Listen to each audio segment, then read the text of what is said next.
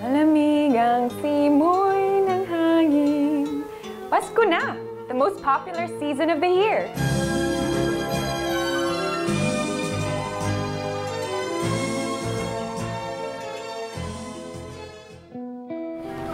Kaya lang, nitong mga huling buwan ay dinanas ng ating bansa ang ilang sakuna. Kaya mapapaisip ka kung may saysay pa ba ang Kapaskuhan.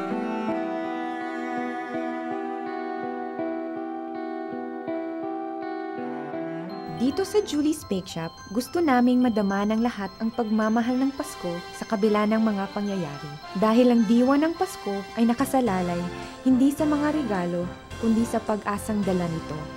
Sa mga pangarap, sa bagong simula.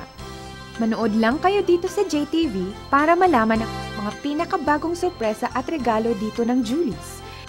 Para maging espesyal ang Pasko ng bawat Pilipino. Mula sa iyong Julie's family, this is VJD.